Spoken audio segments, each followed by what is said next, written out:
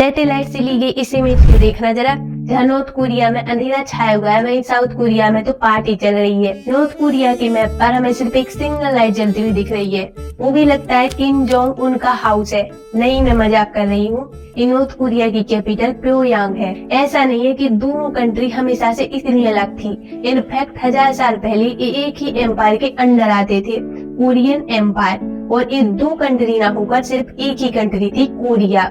लेकिन China, Japan और रसिया तीनों देश अपनी टेरिटरी और पावर को बढ़ाने के लिए कोरिया को अपने कब्जे में करना चाहते थे। 1904 और 1905 के रूसो जापानीज वॉर और सीनो जापानीज वॉर के चलते रसिया को हराकर जापान 1910 में कोरिया को अपने कब्जे में कर लेता है, वो भी 35 साल के लिए। 1945 में वर्ल्ड वॉर 2 के दौरान जापान के हिरोशिमा और नागासाकी पर फैटमैन और लिटिल बॉय 2 एटम बम गिराए गए, जिसके चलते जापान ने अपने कदम पीछे खींच लिए कोरिया से, जिसके चलते कोरिया जापान से आजाद हो गया।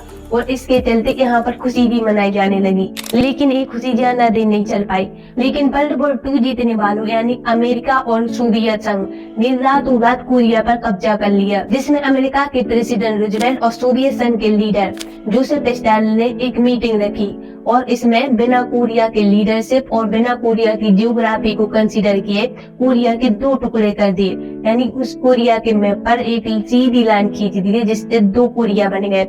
एक साउथ कोरिया जो यूएसए के कमांड में था और एक नॉर्थ कोरिया जो सोवियत संघ के कमांड में था। प्लान ये था कि इन दोनों कोरिया को 5 साल के लिए ट्रस्टीशिप के अंडर रखा जाएगा, जिसमें कोरिया की प्रोग्रेस और फ्यूचर को डिसाइड किया जाएगा।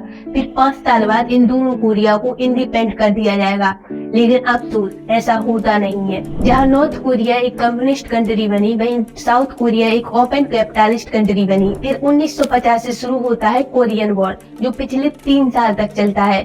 इस कोरियन वॉर में करीब 3 मिलियन लोगों की डेथ हो जाती है और इस वॉर के एंड में हमें मिलता है आज का नक्शा। इस कोरियन वॉर के बाद दोनों ही देश का बुरा हाल था। वहीं साउथ कोरिया का इंफ्रास्ट्रक्चर पूरा तबाह हो गया था और पॉवर्टी और अनएम्प्लॉयमेंट अपनी चरम सीमा पर थे और ली की लीडरशिप में यहाँ पर करप्शन का बोलबाला होने लगा और साउथ कोरिया भी एक डिक्टेटरशिप की तरफ जाने लगा, जिसके बाद यहाँ पर प्रोटेस्ट होने चालू हुए और ली देश छोड़कर भाग गया। लेकिन नॉर्थ कोरिया कोरियन वॉर के बाद चाइना और सोवियत यूनियन की सपोर्ट से अपनी इंडस्ट्री को जल्दी रिकवर कर लेता है और मिलिट्री प्रोडक्शन और हैवी इंडस्ट्रीज पर ध्यान दिया और इन्हें सोवियत यूनियन और चाइना का भी सपोर्ट मिल रहा था, जिसके चलते नॉर्थ कोरिया की इकोनॉमी साउथ कोरिया की इकोनॉमी के मुताबिक जल्दी ग्रोथ करने लगी और किम इल संग जो वहाँ का लीडर था वो वहाँ का डिक्टेटर बन गया, जिसके चलते नॉर्थ कोरिया में एक परिवार के अंदर ही डिक्टेटरशिप चलने लगी।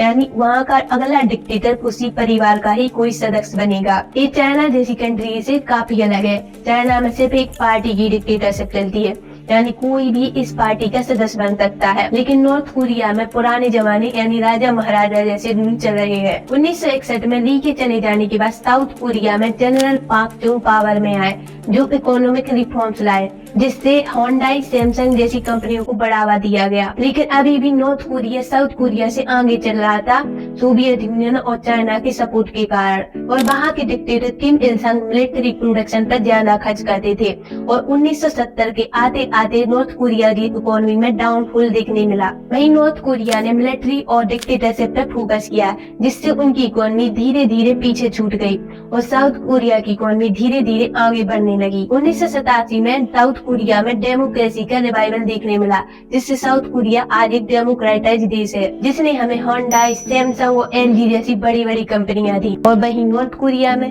कहना क्या है आप ही देख सकते हैं। तो ये थी दोनों कंट्रियों की हिस्ट्री कि कैसे नॉर्थ कोरिया और साउथ कोरिया अलग हुए